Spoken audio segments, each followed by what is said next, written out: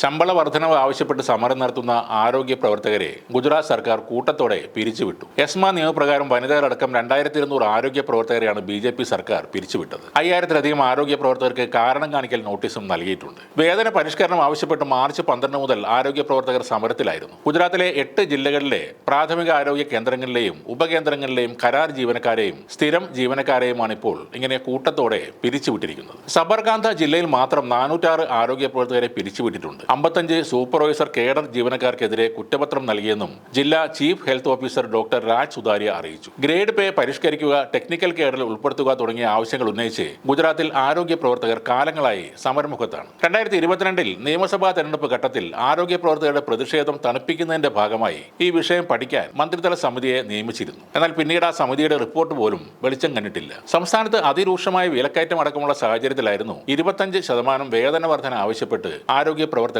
തെരുവിലിറങ്ങിയത്. സമരത്തിൽ പങ്കെടുത്ത 5000-ലധികം ജീവനക്കാർക്ക് സർക്കാർ കാരണം കാണിക്കൽ നോട്ടീസ് നൽകിയിട്ടുണ്ട്. അതുകൊണ്ട് തന്നെ പിരിച്ചുവിടൽ നടപടി ഇനിയും തുടരുമെന്നാണ് റിപ്പോർട്ടുകൾ. ഇവിടെ സമരം നടത്തുന്ന ആരോഗ്യ പ്രവർത്തകരെ മുന്നിൽ വന്ന് ഹീറോ ചമയുന്ന സുരേഷ് ഗോപി സാർ ഈ വിഷയം അറിഞ്ഞു കാണാൻ യാതൊരു സാധ്യതയുമില്ല. ചുമ്മാ ഐക്യദാർഢ്യം പ്രഖ്യാപിക്കാം എന്നല്ലാതെ അദ്ദേഹത്തെ കൊണ്ട് ഒന്നിനും പറ്റുകയുമില്ല. നമ്മുടെ സർക്കാർ സമരത്തെ അവഗണിക്കുന്നു എന്നത് ശരിയാണ്. പക്ഷേ ഗുജറാത്തിലെ പോലെ സമരം ചെയ്യുന്ന ആളുകളെ ഒന്നടങ്കം ജോലിയിൽ നിന്ന് പിരിച്ചുവിടാനുള്ള തീരുമാനം ഒരിക്കലും എടുക്കുകയുമില്ല. അത് പ്രതിപക്ഷത്തിനും BJPക്കും ഒക്കെ നന്നായി അറിയാവുന്ന കാര്യം കൂടിയാണ്. അന്യായമായ ഒരു തുക ശമ്പളമായി ചോദിച്ച് സമരം ചെയ്യുന്ന ആശാ വർക്കർമാരെ എന്താണ് ആരും സീരിയസ് ആയി എടുക്കാത്തതെന്ന് ആലോചിച്ചിട്ടുണ്ടോ? ഇവർ സമരത്തിലാണെങ്കിലും അത് നമ്മുടെ ആരോഗ്യരംഗത്തെ ഒട്ടും ബാധിച്ചിട്ടില്ല എന്നത് തന്നെയാണ് അതിന്റെ പ്രധാന കാരണം. കേരളത്തിലെ മറ്റേതെങ്കിലും വിഭാഗത്തിലെ തൊഴിലാളികളാണ് ഈ സമരം ചെയ്തതെങ്കിൽ തീർച്ചയായും ഇതിനകം ഒരു തീരുമാനം ഉണ്ടാകുമായിരുന്നു. താരതമ്യേന വളരെ ലഘുവായ ജോലി ചെയ്യുന്ന ഒരു വിഭാഗം അന്യായമായി ശമ്പളം കിട്ടാൻ വേണ്ടി ചെയ്യുന്ന ഒരു സമരം കണ്ടില്ലെന്ന് നടിക്കാൻ മാത്രമേ ഏത് ഭരണകൂടത്തിനും കഴിയുകയുള്ളൂ. ആശാ വർക്കർമാർക്ക് 27,000 രൂപ ശമ്പളമാക്കി ഉയർത്തിയാൽ നാളെ മുതൽ കേരളത്തിൽ